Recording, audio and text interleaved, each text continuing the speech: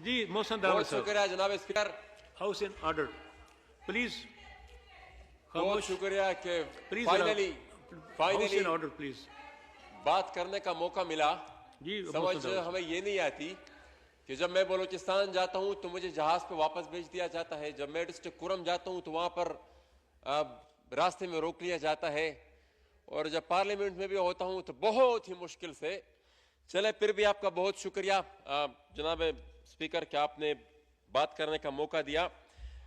इस मौजू पर बात करने से पहले एक कमेंट सिर्फ करना चाहूंगा कि जिस तरीके से आज ये चोर दरवाजे से एक कानून साजी आई है और एंटी टेररिज्म एक्ट और साथ ही पेनल कोड में जो अमेंडमेंट हुई है कि जो भी आर्म फोर्सेस के खिलाफ कोई भी कमेंट करेगा उसको 2 साल की उसके लिए सजा तजवीज की है।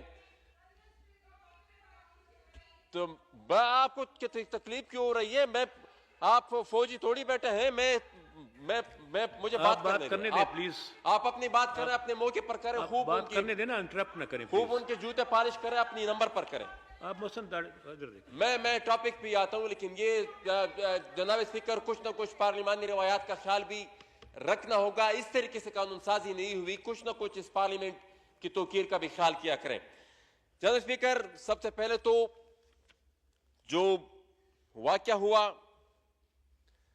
मोटरवे पर, मुजम्मत उसकी जितनी भी की जाए वो इंतहाई कम है, और ये इंसिडेंट्स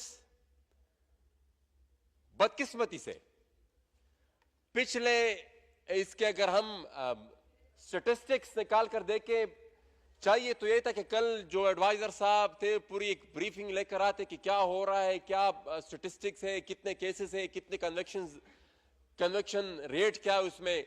उसी के बाद फिर जो भी डिबेट होती है, हर कोई अपना इनपुट देता तो कोई पॉजिटिव आउटकम उससे निकलता है। लेकिन वो जो उनकी स्टेटमेंट्स थी, मेरे ख्याल में वो भी बस सिर्फ अपनी जान छुड़ाने की कोशिश कर रहे थे। ये एक सीरीज ऑफ इवेंट्स है। वो मोटरवे पे होता है, बुनेर की एक बच्ची का जो कल यहां पर एक मेंबर साहब ने कहा कराची में वो वाकया होता है। नौशेरा में तकरीबन ये महीना पहले एक वाकया होता है, एक सीमा नामी 6 साल बच्ची थी, वो उनकी भी कुछ, जब मैं गया वहां पर तो वो उनके जो फैमिली थी उनका कहा कि कोई हुकूमती जिम्मेदार जो है वो अभी तक हमें पूछने के लिए नहीं आया। बहुत से केसेस ऐसे होते हैं जो हाईलाइट भी नहीं होते, लेकिन जो कंक्लूजन की जब बात होती है और इसके लिए किसी वे आउट की बात होती है, तो मेरे ख्याल में अभी जो मुझसे पहले एक तकरीर हुई उसमें मेरे ख्याल में सॉल्यूशन भी निकल आया। मसला हमारा यह है कि कवानीन मौजूद हैं, सजाएं में मौजूद हैं। फांसी हमने जेल के अंदर देनी है या बीच चौराहे पे देनी है, लेकिन फांसी आप तब देंगे जब बंदे को कन्विक्ट तो करें। अब 5% जिस क्राइम में कन्विक्शन हो तो क्या आप खाक रोक पाएंगे उस जुर्म को? ये होते रहेंगे। तो इसके लिए बुनियादी चीज तो यह है कि जितने भी कन्विक्शन जो रेट है उसको बढ़ाना होगा। इसके लिए प्रोसिक्यूशन की जो लॉस है उसमें भी सोचना होगा, उसके लिए भी ब्रेनस्टॉर्मिंग करनी होगी कि क्या ऐसे तरीके हम अपना सकते हैं जिसकी वजह से हम इस क्राइम में जो कन्विक्शन रेट है उसको बढ़ा सके।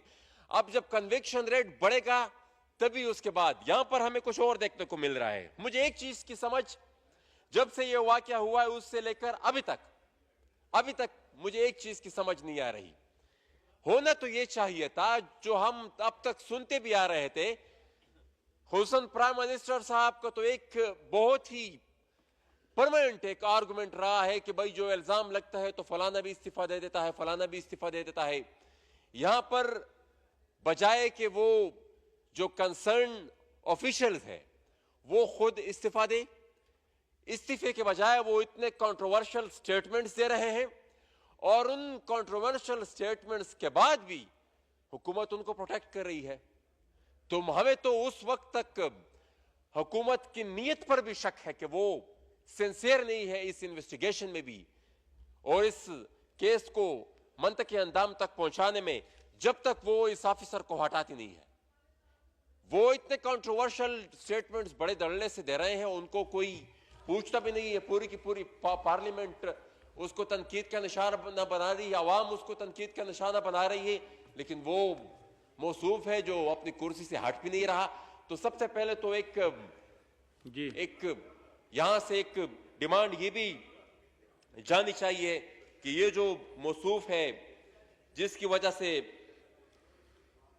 ये वाकया पेश आया, उसको अपने ओहदे से हटाया जाए। साथ ही साथ जनाब स्पीकर, एक और भी मसला है। जब तक कवानीन में, जब तक इस मुल्क में ये जो एक्सेप्शनलिज्म का कल्चर है ये बरकरार रहेगा, उस वक्त तक भी लोग छूटते रहेंगे, कन्विक्शन नहीं होगी। यहां पर आज मेरे भाई हाशिम भाई नहीं है, आज उन्होंने एक वाकये का जिक्र किया कि चंद साल पहले बलूचिस्तान में कैप्टन हमाद नामे एक शख्स ने एक डॉक्टर शाजिया के साथ इसी तरह का वाकया हुआ था। अब बजाय ये कि उसको कानून के सामने पेश किया जाता, पूरी की पूरी रियासत उस फर्द के साथ खड़ी हो गई, क्योंकि वो मुबर्रा है, वो मुबर्रा है। ये कल्चर अगर जारी रहता है तो मेरे ख्याल में फिर भी कोई उस बंदे को, उस हमाद नबी शख्स को अगर उसकी कन्विक्शन हो जाती, वो निशान इबरत बन जाता। मोहसिन भाई कंक्लूड फरमाइए। मैं कंक्लूड करता हूं सर, मैं कंक्लूड करता हूं। साथ ही साथ ये हमारा कलमिया है कि जिस तरह ये हमारी कंट्रोल डेमोक्रेसी है, कंट्रोल हमारा मीडिया है, कंट्रोल हमारी जुडिशरी है, मुख्तलिफ क्राइम्स के लिए हमारा रिस्पॉन्स भी कंट्रोल है। मतलब अगर हमने अपना रिस्पॉन्स देना होता है, उसके लिए भी हम देखते हैं कि मुजरिम कौन है, मुजरिम को मद्देनजर रखते ही हमारा रिस्पॉन्स सामने आता है।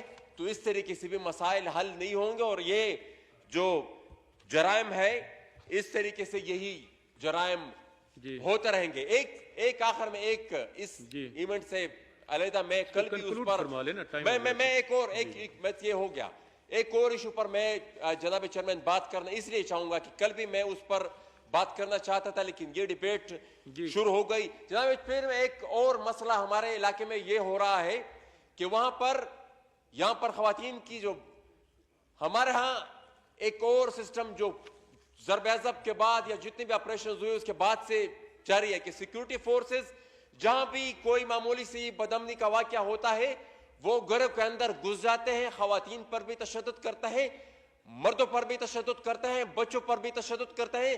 वो कलेक्टिव पनिशमेंट इसलिए देते हैं कि भाई आपके इलाके में ये धमाका क्यों हुआ। जनाब स्पीकर, FCR जा चुका है, कलेक्टिव पनिशमेंट का तस्वर खत्म हो चुका है, लेकिन फिर भी जो साबका कबायली इलाकाजात है वहां पर यह मसला अभी तक जारी है। कुछ अर्सा पहले जुनूबी वजीरिस्तान के इलाके शक्तोई में हुआ, मैं अपने साथ वो तस्वीर भी लेकर आया था, लेकिन वो फाइल मुझसे कहीं डिस्प्लेस हो गई जिनमें वो बदतरीन वो बर्बरियत का निशाना बनाया गया था उन लोगों को। शुक्रिया। साथ ही साथ 2 दिन पहले हमारे शुमाली वजीरिस्तान के इलाके मोहम्मद खेल में यह वाकया हुआ, एक आईडी अटैक होता है, उसके बाद फिर घर में घुस जाते हैं सिक्योरिटी फोर्सेस के लोग और उसके बाद लोगों को, खवातीन को तशद्दुद का निशाना बनाते हैं। साथ ही साथ लोगों के घरों से सामान भी चोरी करके लेके जाते हैं, खवातीन से उनके ज़ेवरात भी चोरी करके लेके जाते हैं। तो जनाब स्पीकर, ये इस रियासत से मैं हाथ जोड़कर रिक्वेस्ट करता हूं कि ये किस किस्म की इंसानियत है, ये किस किस्म के इंसानी हकूक है जिसकी इस तरीके से पामाली हो रही है और रियासत इसका नोटिस भी नहीं ले रही। तो जनाब स्पीकर, मैं सिर्फ और होता क्या है, सजा किस चीज की दी जाती है कि ये बम क्यों पड़ा, यहां पर ये ब्लास्ट क्यों हुआ, उसी मसनूई जंग का निशाना ये लोग बनते हैं। जो मसनूई जंग हमारे ही जर्नेलों ने हमारे ऊपर तोपी है। ये कोई नेचुरल जंग नहीं थी, ये बनाई गई थी ये जंग, ये डॉलर की कमाई की जंग थी जिसके कॉन्सिक्वेंसेस का हमें अभी तक सामना भी करना पड़ रहा है और जिसके वजह से हमारे घर बार भी तबाह हुए, हमारे कारोबारी मराकिज भी तबाह हुए और वो तबाही हम अभी भी देखने को। और जब मैं डॉलर की जंग की बात करता हूं तो मैं इसलिए बात करता हूं कि अभी जो चंद दिन पहले एक स्टोरी ही जो मुसल लीक्स भाई- आई है, वो पापा जोन्स के जो किस्से हैं वो सबने सुने हैं। तासो डेरो मेहरबानी शुक्रिया।